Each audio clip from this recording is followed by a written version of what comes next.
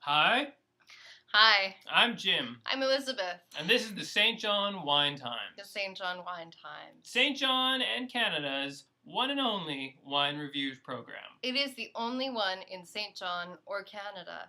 Today we're going to be doing something quite special. Quite special. A little different today on the St. John Wine Times. What we've got for you is not a wine from France or from Hungary. No, What we have is a Scottish wine. wait a minute. Scottish wine? I don't think I've ever heard whiskey called that in my whole life. That's why we're here, to tell you about everything Scottish is wine. AKA Karen Moore's Strictly Limited Edition whiskey. Ooh, tell me more. Well, you see, in the ancient Vales of Scotland, there is a place called Carnmore. In the Vales of Scotland? That's right. It's a Scottish word for valley. Ah, And there they cultivate the whiskey grape, from which is pressed Carnmore Limited Edition Scottish whiskey. that's pretty cool, Jim. Tell me more while I imbibe this. Well, this particular bottle has been aged 10 years. It was distilled in 2001 and bottled in 2012. And there you can see the color is, very caramelly, apple juice-like, like sort of tainted water. And Tainted water? Yeah, actually it does look a little bit like rust water. Keep going. that's what I was thinking. And this particular bottle is, as I say, a strictly limited edition. What we have is a strictly limited bottling here of only 785 bottles from one cask. 785 bottles from one cask. That's a very fertile cask, Jim. It is. But if there's only one, you have a very small family of whiskey. Yeah, I guess you do.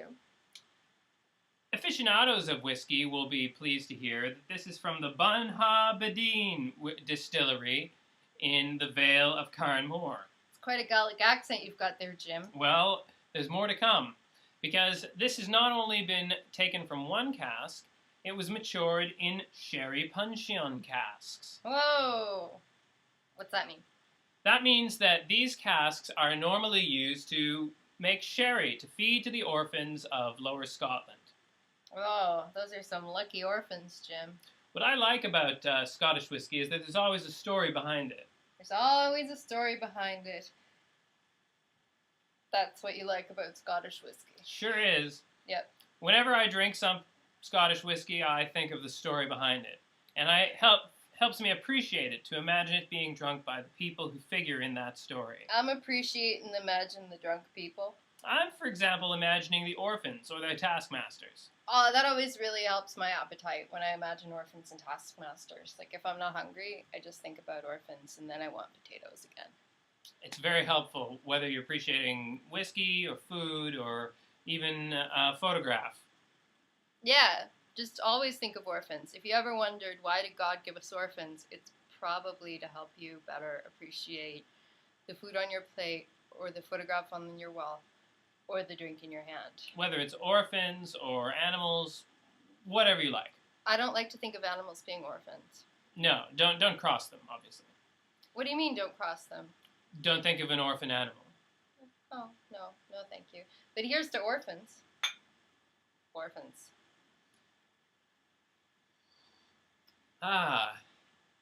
Now, it has quite a distinctive smell. Yeah.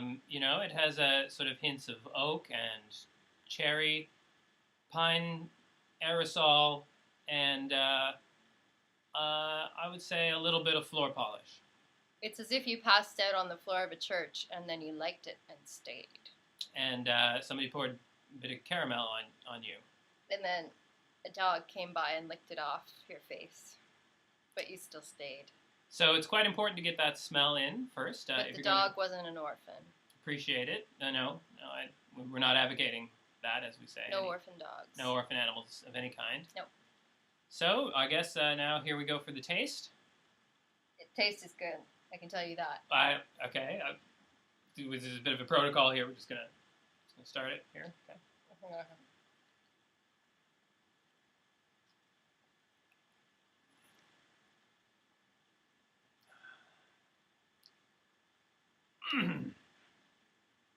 Pungent on the tip of the tongue Pungent and on the inner cheeks.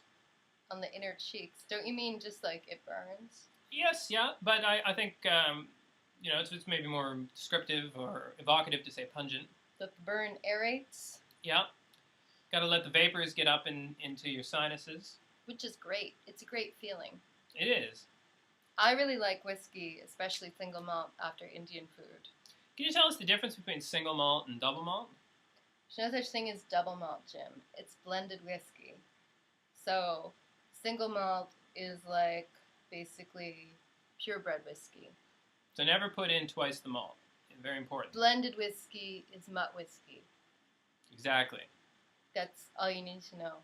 Now, I would say, having experienced this and let it settle, that there's an initially striking feeling of, I would say, a little bit of a floor polish, and it has a bit of an odor to it. An odor, that just means a smell. Why did you choose the word odor with its negative connotations? Well, I thought it would be a bit evocative of the orphanage from which this was originally drunk. As I say, quite important to know the history of drink if you're to appreciate it fully whilst drinking it. This came from an orphanage? I think, as I said, originally it was fed to orphans in the lower Vales of Scotland. And further on, as you let it go down your throat and let it settle for a time, you'll notice notes of fresh plastic as like a toy opened on Christmas morning. Sure is like a toy opened on Christmas morning, and I don't even need batteries. That's the beauty of it. Yeah, that's not the only beauty of it. What would you say are its merits? I'd say its merits are its taste and its wonderful warming effect. Like before, I didn't like people, and since I've been drinking it, I don't think they're so bad anymore. No doubt that's why it was used to socialize orphans. Yeah, maybe I'm an orphan. Well, not after drinking this, you will be.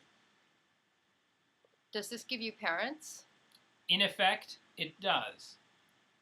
Now, when you Mommy? take a few more sips of it, you'll start to notice new experiences. You'll start to find that everything that you thought you knew about whiskey was wrong. Because what this is going to hit you is with a new experience as of a spring day. Is that why they call them punch-on casks?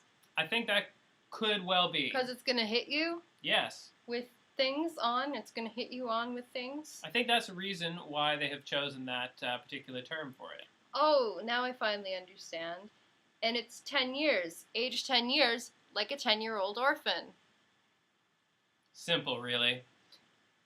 I finally understand whiskey. I finally have a mom. We hope that after this, you too will finally understand whiskey and have a mom. Good luck!